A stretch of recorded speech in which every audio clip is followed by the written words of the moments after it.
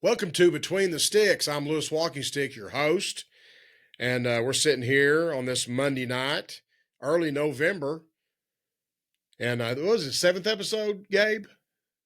Eighth episode. Yeah, it's the eighth episode, and we're fixing to go to video calls with three county football coaches. First of all, we have Jeremy Thompson from Central High, then we have Gary Hickson from Gans, and then we have Gary Willis from Vian. Now, Vian is for sure in the playoffs. They're playing Thursday night, November the 6th, down at Valiant for the district championship. The winner of that game is the one seed in that district. And Central High and Gans have big games. If they can win their games, they have to have some help from other teams that have to lose for them to get in the playoffs. So enjoy those video calls that we're fixing to do from these county football coaches. Our first guest, we have Jeremy Thompson, the head football coach of the Central High Tigers. Coach Thompson, congratulations on your big victory the other night. Thank you, sir. That was, in-county rivalry. It's been a big game for 20 years. It was exciting. We played well. I think I was at the game head to head, and I think you're 11-9 now all time. Y'all lead the series 11 wins to 9. Hey, that's what I saw in between That is correct. That is okay. Correct. So I got you. And you've been here for all 20 of them. I've been there for all 20 of them. That is true. You've been there for all 20 of them. How did y'all start? Why did y'all start? Okay, how long were you here before y'all started playing Gore? Well, actually, I've been there 21 years now. My first year, 05-06, we were still 8-man. And so going into 06-07 was our first ever meeting. And from that point, that I remember that was a big game, had playoff implications, and it's been a big game year in, year out, but between the two teams in some form or fashion. And it's been a great rivalry. It's good for both teams, and I'm glad we're ahead 11-9. I want to keep it that way. Right. For the eastern side of the county and the western side of the county, you can't ask for anything better than that. So basically you guys moved from 8-man up to 11-man football, and that's what promoted that's how y'all got in the same district. That's it. That's when it all started. And this was game 9. I bet have you ever played them first district game before? No, that's never happened. Have you ever played first district? Huh? It's never been the first district game. It's always, as long as I can remember, it's been weeks 7, 8, 9, and 10. Okay. Well, that's where it ought to be. Hey, tell us all about, tell us how I haven't read anything. I know the score. You guys defeated Gore 38-7. Tell us all about the timeline of the game and everything. So, we started the game, the first possession, drove down, had a big catch from Gavin Randolph on 3rd and probably 8. We threw a post over the middle. He came up with a big catch. We go down on our first possession and score. And, defensively is where we played really well. They had 65 yards total offense. And we controlled the line of scrimmage. From that point, we go into half 18-6. When we come out the second half, we played really well. We gave up a kickoff return for a touchdown, and that's how they got their 6. We gave up containment there, but we really controlled the game for 4 quarters on both sides of the ball. Really established the running game in the second half. In the first half, we threw and caught it well. We threw for 219 yards on the night. Riker Miller had a big night for us. He had 112 yards receiving and 168 yards rushing and 5 TDs. Goodness sakes. So he had a big night. Gavin Randolph had 9 catches for 138 yards. And they were all big downs, third downs. We've talked about we need to finish drives. We had 19 first downs. We were 63%, on on third down, and that's big. Uh, Yeah. Across the board, I was very proud of us defensively. Defensive line played really well. Gore runs the ball. They've ran it well all year, and I felt like we did a good job. That's how you win it. You run the ball and you stop the run. That's the recipe for winning, they say. And I knew that's what happened when you said you controlled the ball game. Yeah, we controlled the line of scrimmage. That's where Yeah. it starts, and very proud of the kids. Okay, Jeremy. What? Tell me about. Okay, I know. Uh, what's your chances of getting in the playoffs? So Regent Prep and Wewoka will play this week. Okay. If Okay. Wewoka wins and we win, we're in. We'll be the 4. Okay. So And you I guys like our go. chances. You do what? We go to Liberty. You go to Liberty up there between north of Okmulgee and south of Tulsa. Is that right? That is It's between. correct. Yeah, Liberty, and right there. Basically, it's on Highway 75. 11 miles south of Bigsby, off Okay. 75. Yes. Okay. Okay. So So you win, and Wewoka wins. You're in. we're in. That's Okay. that's correct. Okay. So Okay. I make myself a note of that. Uh, that's great. I'm glad to hear that. Hey, now tell us about Liberty. Tell us your scouting report on Liberty. very athletic. Their number one receiver was runner up in the 200 um, in the 2A state track meet. Yeah. I would say overall, probably the most athletic team at the skill position that we've played this year. They're big up front. They're going to want to throw the ball a lot. And the secondary's got to play well. The one thing about them that makes them dangerous, you know, a lot of their high percentage passes, a lot of what I call their quick game. They get the ball to athletes that make a play, turning a 5 yard gain into a 60 yard gain. That's what Yeah. we've got to eliminate. Um, Defensively, you know, or offensively, they're on the defensive side for them. It's always that we've got to establish the run game. I feel confident that we can do that this week. Um, I think we got to play physical, of course, and establish the run game. Like I say it every week, that's where it all starts. If we do that, I feel very confident in Yeah. how it'll go. Well, that sounds great. I know you guys play Friday, seven Yes, o'clock sir. Friday, and Coach. Okay, it's not that far of a trip. What is your road like when you're on the road on a Friday?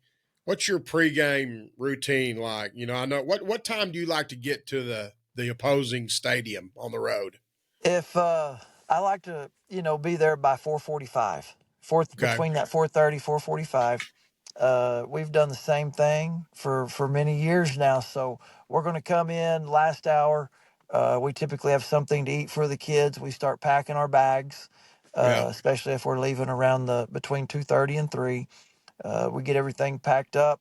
Anytime we go over an hour and a half, I typically will stop somewhere in between, just stretch our legs. We Hmm. get to the stadium, like I said, about 4:45. Once we get there, the kids walk the field. We got about 20 minutes of downtime, you know, quiet Yeah. time there. Uh, Usually about 10 after 5 to 5:30, we get everybody taped up. Then we go into our special teams meetings, defensive meeting, offensive meeting. I'm not big on a long pregame. Never have. I like pregame to be very similar to your practice routine. I Uh like huh.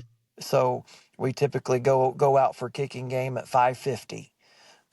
Back inside by 6:35 and on the field back at Yeah. 6:50. So Now this Friday night you might have a senior night at Liberty. Is that possible? yes, it will be their senior night. They haven't got They'll to have me a.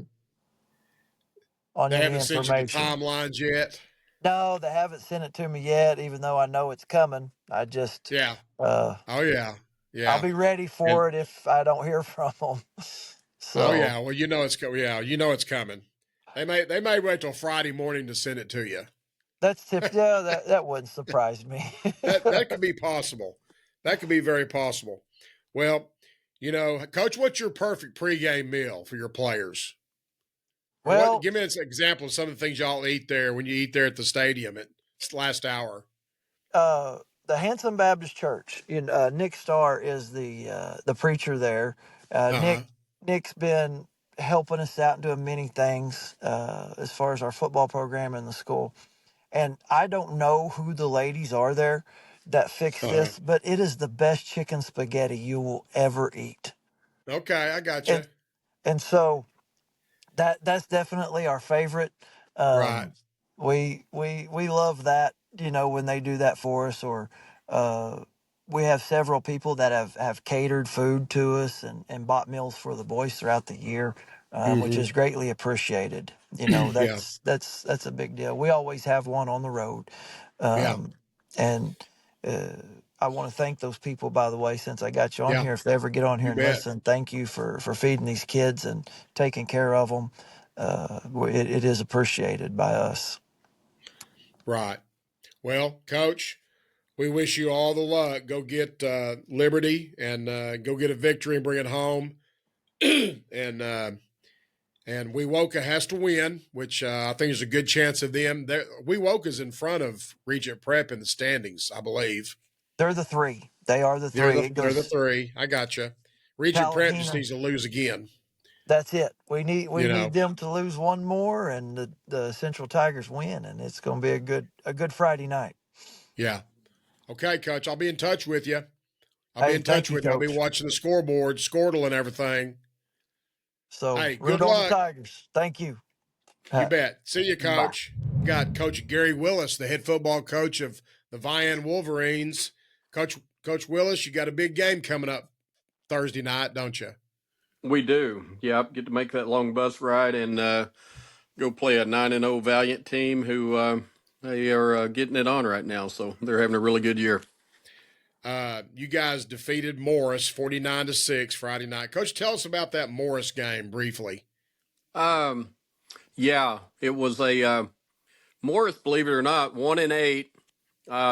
May have the best offensive and defensive line in the district or up there. They are Uh-huh. really, really solid up front. And, we were able to take advantage of things because of our skill kids, but they did a great job on the offensive and defensive line and caused us little problems. And, of course, start off beating our head against the wall, just running into a heavy box and, just going to oppose our will type of deal. And we could have done Uh-huh. that, but the pass game was wide open. So I think Cash Trammell was 11 of 12 for like 280 and 3 touchdowns. So, I'm Wow. a little stubborn early, but you're like, okay, that stuff's wide open. I Yeah. check my Right. pride at the door and go ahead and take advantage of this. So, I see. I didn't realize Valiant. I thought it was. I didn't realize it was between Hugo and Broken Bow. uh I huh, mean, I thought it was a little bit farther north than that. Pretty good trip. it is. And that game's on Thursday night. This should come out Wednesday or Thursday. This broadcast that we're doing, and well, tell us a little bit about Valiant. Valiant, really good team, coached by Joe Jones. Used to be at Wynniewood, does a great job down there, him and his staff. They have a running back that has had several D1 offers, Kenny Golston. He is, Okay. he's listed 6'1", 210. He's every bit of that. Good looking kid. And Mm-hmm. I think he has committed to University of Idaho after, Uh-huh. got a brother who is a junior on the offensive and defensive line, about a 6'3", 250 kid that can get it on. So they're talented. Got a quarterback who is a gamer and just make plays, running the ball, throwing the ball, and it's going to be a good challenge for us. I see. I see. The coach. What were your? I mean, I know you have school that day. What's your game day road routine like? You got to travel a long trip like this. Give it kind of a timeline, and you probably got senior night down there coming Yeah, I up. figure. I figure senior night. We we're going to get out around 1:30. We usually our routine's kind of after a Thursday practice is get everything ready that evening, and Yeah. then we double check when we come in, that kind of thing.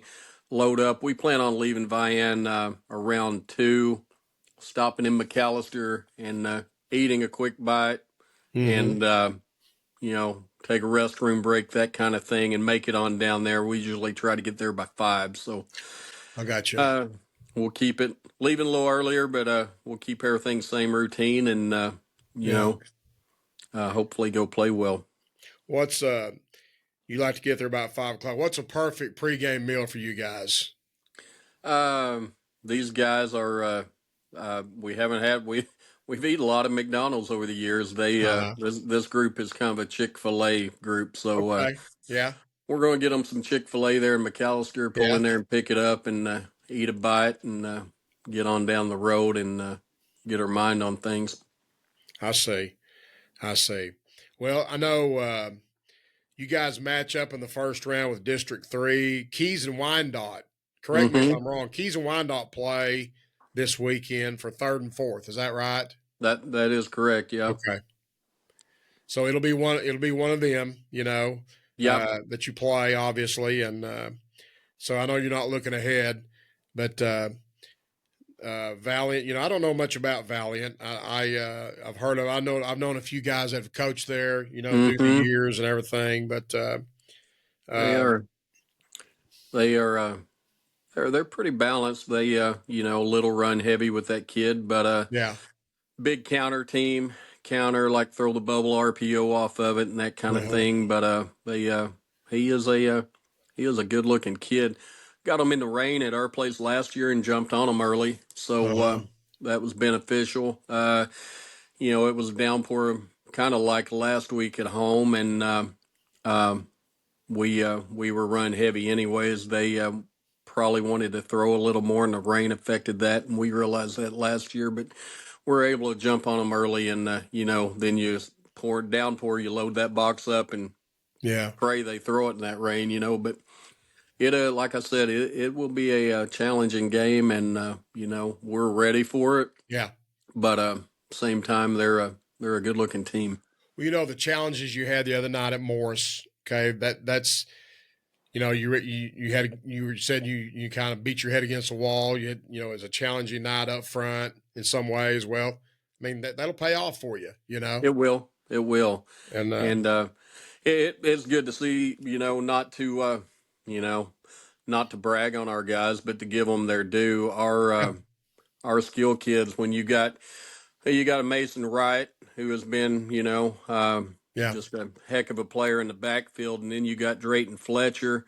We flex Mason out and go some one back and put Drady back there, and they, I think they're both over 900 yards on the year, and okay, very close in carries to each other, and both over averaging over 9 yards a carry. And of course, I'd done the same thing if I was Morris. I'd put 9 men in the box, right, and but it's good to see Cash go 11 of 12 and just yeah, barely missed on a deep ball to go 12 of 12 on yeah, passing game, and we've got four. We've really got a couple others that can come in. We feel like we're 5 or 6 deep when we go one back to play those 4 receiver spots, and yeah, then you got Drayton and Mason can roll back there at tailback, and we threw Mason at quarterback, a little wildcat stuff, and he popped a couple. So, yeah. feel real good about that. Well, you guys will find you'll find the personnel and a matchup that will be to your advantage. I'm sure. Coach, Yeah. wish you all the luck. Gonna be watching the scoreboard and keeping track of it. Yep. I wish Squirtle would get it right. They're still putting it as Friday night. I saw that when you messaged Yeah, me. I'm yeah, going to find a link or some way to get a yeah. hold of them, get that corrected. Okay, well that'd be great. If you can do that, you can get a lot of things done. I bet. Maybe call Mark Rogers. Yeah, I I'll hear you. text Mark Yeah. Rogers Yeah, to we'll ask do him. that. Give me something to text him for. Yep. Okay, Gary. Good luck to you. Thank you. I appreciate it. I'll be in touch with you. Thank you. See you, buddy. See ya. I got Gans Grizzlies head coach Gary Hickson. We're going to get the Gans Grizzlies report. Gary, you guys didn't play this past week, did you? No, we didn't. The Y'all were team that off. we supposed to play, Okay. the team we supposed to That play team. did not have a team this year. Right. So we ended up getting a Hey, just forfeit one out of second. We're that. losing you. That's all right. We lost you for a second. If you want to say that again, that would be okay. Okay. The team Tell that us we were about the supposed to team play. that forfeited on you. Yeah, Wesleyan Christian was supposed to field a team, and then at the beginning of the season, they Right. couldn't field one, so we were off. So you guys play. You host Weber Falls Friday night. Okay. What'd you guys work on last week? Did you guys work on? I know you practiced some, and you want to Yeah. get your rest and everything, get their legs back under them. But what'd y'all work on? We just worked on ourselves a little bit, make sure that we're still fundamentally sound. Even in week 9 and week 10, we still got to work on fundamentals. We're such a young football team. Then we watched some film on. We already had some film on Weber, so we watched a little bit of film on them. Just trying to get ready for week 10, and like I said, trying to create chaos in the playoffs if we can. Right. You guys had now. Give us your playoff scenario. You have to beat Weber. We have to beat Weber to even get a smell to even get a legitimate shot. Weber's a very good football team, but we have to beat them, and either Arcoma's got to beat Copan, or then I don't know what else has to happen, because there'll be a 3-way tie for that 3rd and 4th position in our district if we can knock off Weber. Arcoma plays at Copan. Yeah, they play at Copan, which is a tall task for Arcoma to do. Okay. I got you. So Weber now that Trent's the head coach. Okay, Trent Holt is the head coach. I saw that today. I've lost track of where he is, but I was looking at the standings and everything. Yeah. Trent's Coach Holt's been at Weber ever since he left Gans, and he has made that team a very playoff team every year since he's been there, I think. And of course, where Coach Holt's at, he's going to be fundamentally sound, and they'll be ready to play. And we have a great task ahead of us to even compete and beat them. Yeah. Hey, what? How many seniors do you have? Not very many. We got one. Okay. You've probably told me that a few weeks ago. And you got, and the rest of them are juniors and sophomores and freshmen. Yeah. And freshmen. So you got a lot of kids coming back. Yes. And, the future's bright as far as, as how many kids we'll have coming back next year. I don't really like to look into next year until our season's over with, but right.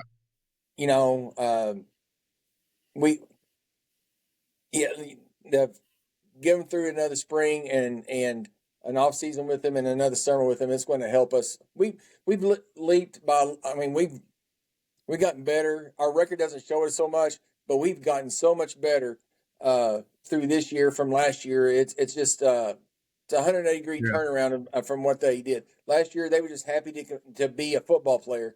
This year, they trying to compete, and they get upset when they can't compete, and which is phenomenal for the mindset that we have. Yeah.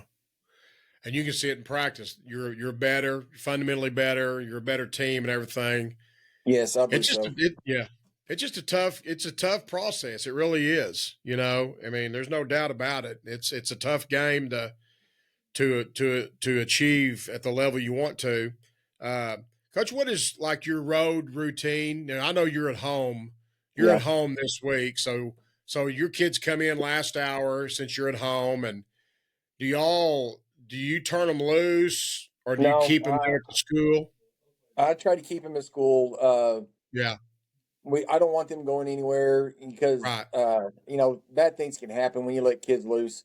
Usually, I have a great set of parents that will provide a meal for us. We'll usually eat about 4:00, between 3:30 and 4, and then after the meal, we'll come back here and get ready. That's our home. That's what we do at home. What time when you're on the road? When you're on the road, you get in the playoffs next week and you'll be on the road. What's your road routine? What time do you Uh, like to get to the road stadium, the I visitors like to get there stadium? about 5 o'clock. Yeah, A little bit before 5. That way the kids can get a chance to get their feet underneath them a little bit, walk the field, see. There's always differences between fields anyway, uh, and then they can settle down and start getting taped and whatever else we need to do to get ready yeah. for that first group to go out. So you guys are having senior night. You'll have senior night Friday night at your Yes, sir. place. So that'll affect the pregame schedule somewhat, It will a little bit. a little I bit, think they're going to recognize. I've got one senior player and I got one senior trainer who will be Uh, recognized, and I think we got 4 cheerleaders that will be recognized. I So say, it won't be very long, but it still interferes with the routine just a little bit. yeah, yeah. The well, wish you guys all the luck. Hope things happen for you to be able to get in the playoffs. And I'll be watching Squirtle, Okay. watching the scoreboard, and keeping track of things. Squirtle is a great thing to have. I guarantee it really is. Yeah, What do it you is. like when you guys go? Like you go on the road. What's a favorite pregame meal? What do you guys? Do y'all stop, or do you like if you have to travel a long ways? Do you Yeah, like we usually what would be a perfect pregame meal for you and your players? yeah. For a perfect pregame meal for us would be something that's.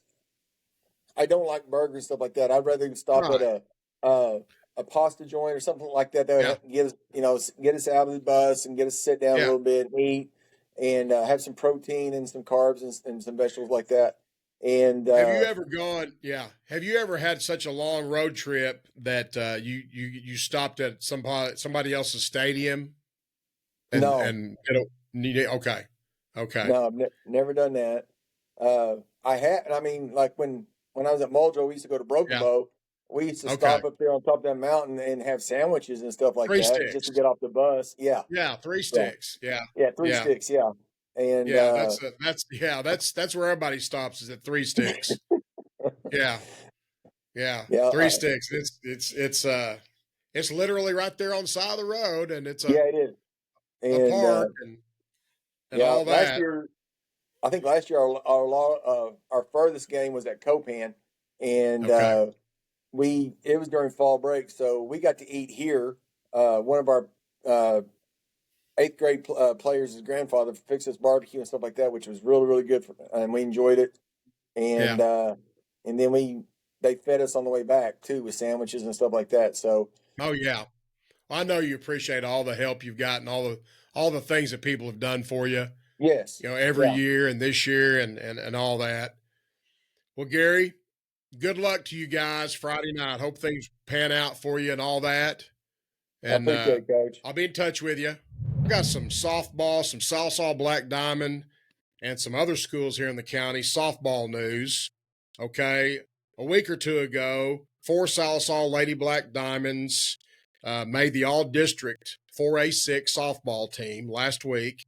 And they are Delaney Compton, who made it as a pitcher, Sydney Whedon, who made it as a catcher, Channing Wilson made it as a utility player, and J.C. Cox as an outfielder. Now, Sydney Whedon made the All Region 4 team, placing her in line to be an Oklahoma Fast Pitch Softball Coaches Association East All State team member. The softball All State games will be played June the 13th at OCU, that's Oklahoma Christian University of Science and Arts in Edmond, Oklahoma. That's on June 13th. Now, the Sallisaw softball team had their awards banquet last week, and Delaney Compton was awarded the Black Diamond Award and Pitcher of the Year Award. Channing Wilson was awarded Player of the Year Award in her grade, and she is a junior. And she was also voted the Defensive Player of the Year for her team. J.C. Cox was awarded Best Base Runner and Outfielder of the Year Award. Freshman Abby Webb, sophomore Natalie Gonzalez were also named Outstanding Players of the Year in their respective grades. Keely Curson and Gentry Burkhart were named co-most improved players of the year, and Jolie Kirsten and Babe Carter were co-newcomers of the year. Brinkley Mills was named infielder of the year. The senior trainer, J.C. Gomez, was recognized for her efforts to help the team in that role. Now, other places in the county, over in Muldrow, they had 3 Muldrow Lady Bulldogs that made all district 4A6 on that softball team. And they are Cadence Young, who made it as a pitcher, and Jaden Dean and Amaya Duran. Both of those athletes made it as utility players. Now, Jaden Dean joined Sydney Whedon on the All-Region 4 softball team, as did a player from Roland named Addison Clark of Roland, who, besides making her All-District 3A6 team, she was also made it to that All-Region 4 softball team with Jaden Dean and Sydney Whedon. Now, I just wanted to read that. I wanted to tell you, and congratulate all those athletes in softball that have been competing in softball all fall. They start up July 15th with practice and go until this time of year, at least until late September, early October. Now some Oklahoma cross-country news, okay? The state meet for cross-country was held at North Rock Creek High School, which is a new high school north of Shawnee, Oklahoma. All the classes were there. Now, in Class 4A, Sallisaw had an athlete named Sama Salinas, who finished 13th to gain all-star status with a top 15 finish. He's an underclassman. In Class 2A, in the Class 2A state meet there at Rock Creek, the Central High Lady Tigers team finished 6th in the state with 222 points. Sarah Williams finished 10th to gain all-state status as an underclassman. She's a freshman. Sadie Huff, Cambry Bear, Paris Campbell, Zayla Mosby, Scarlett Harrison, they all placed on that team to help their team finish 6th in the state for Central High. In Class 3A, a Roland athlete named Molly Carver finished in the top 25 as a senior to gain all-state status. Now, one other athlete from Muldrow in the 4A state meet, a Muldrow athlete, Tiffany Martinez, finished with a personal best time. So I just wanted to recognize those athletes in cross country and in fast pitch softball. I hope you enjoyed all that information. Well, that concludes our episode here on the county football coaches, the 3 of them we talked to tonight, Jeremy Thompson, Gary Hickson, and Gary Willis.